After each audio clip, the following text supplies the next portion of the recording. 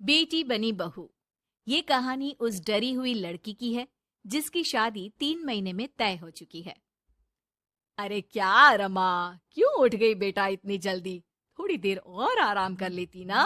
नहीं माँ, ठीक है, कोई बात नहीं। ये बताओ, चाय के साथ नाश्ते में क्या लोगी? अरे कैसी बात कर रही है रमा, कल तक तो तू ऑर्डर दिया करती थी कि ये खाना है वो खाना है। आज तू हमें पूछ रही है, क्यों बेटा?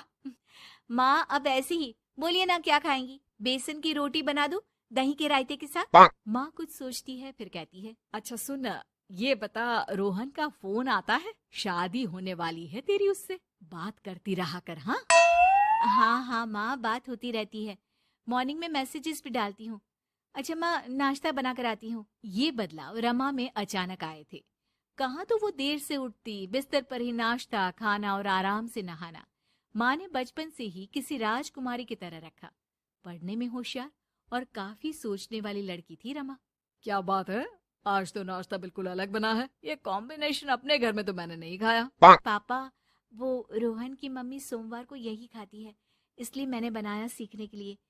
ठीक नहीं लगा तो कुछ और बना देती हूँ। अरे नहीं नहीं, हमारी समधन जो खाएगी हम भी साथ बैठकर वही खा लेंगे। वैसे इट्स वेरी हेल्दी। हाँ रमा, गुड, वेरी गुड। पापा के मुंह से तारीफ सुनकर रमा खुश हो जाती है।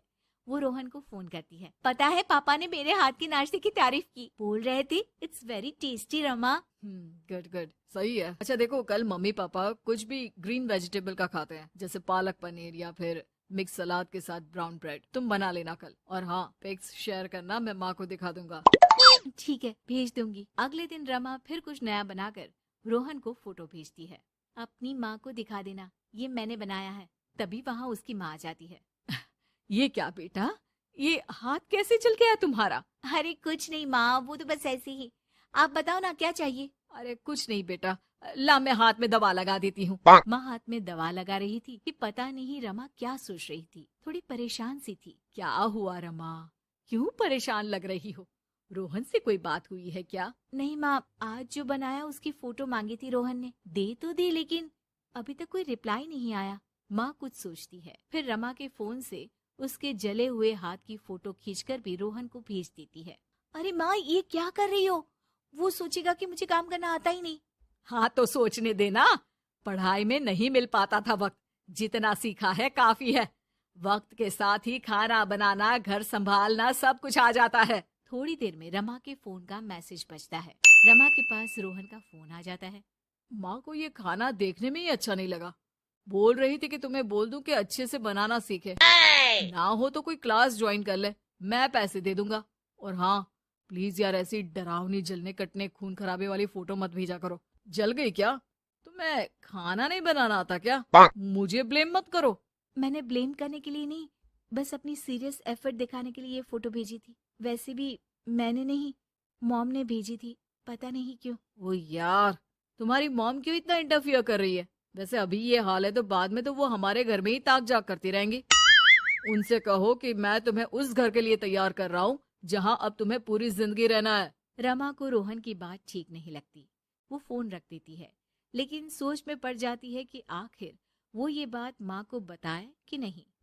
अब हर वक्त या तो वो रोहन का बताया खाना बना रही होती है, या उसके कहने पर उसकी पसंद की टीवी शोज, वेब सीरीज या फिर किताब पढ़ रही होती है।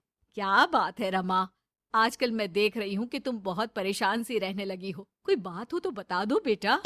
नहीं माँ, वो रोहन ने कहा था कि उसकी पसंद मुझे पता होनी चाहिए, जिससे कल को हम साथ हो तो हम लोग मिलकर अच्छे से बात कर पाए। उसने कुछ वेब सीरीज देखने को कहा था, लेकिन क्या कहूँ माँ, मेरी तो समझ में ही नहीं आ रही वेब सीरीज। अरे तो बोल देना रोहन को नहीं देखनी, या फिर एक काम कर, तू उसे अपनी पसंद का सिर्फ एक गाना सुनने को बोल। ला मैं मैसेज कर देती हूँ। ना ना माँ, आप तो रहने दो। पिछली बार भी जब मैंने उसे बोला कि आपने मैसेज किया है तो वो गुस्सा हो गए थे। अच्छा, क्या बोल रहा था? यही कि माँ क्यों इंटरफेयर कर रही है, मैं तुम्हें उस घर के लिए तैयार कर रहा हूँ जहाँ तुम्हें पूरी जिंदगी रहना है। माँ अब समझ जाती है कि रोहन उसकी रीमा के लिए ठीक नहीं है। रहने दे रीमा, ये रोहन मुझे ठीक नहीं लगता। तू बोल तो मैं कोई और रिश्ता देखूं। अरे नहीं माँ, मेरे पूरे फ्रेंड सर्कल में ये बात हो गई है, नाते रिश्तेदार आस पड़ोस सभी। हाँ ठीक है बेटा, चल कुछ दिन और देख ले। लेकिन ये मत सोचना कि यहाँ शादी नहीं हुई तो कुछ बुरा हो जाएगा। ये देखना कि इससे शादी हुई तो भविष्य कैसा रहेगा। समझी? प्यार, विश्वास और इज्जत से बढ़कर कुछ भी नहीं है। रीमा माँ की बात पर हाँ बोलकर वहां से चली जाती है। अगले रोज रोहन का फोन रीमा के पास आता है। मैंने तुम्हें एक स्किन डॉक्टर का फोन नंबर दिया है। माँ बोल रही थी कि तुम सांवली हो और दिखने में भी नैन नक्श थोड़े।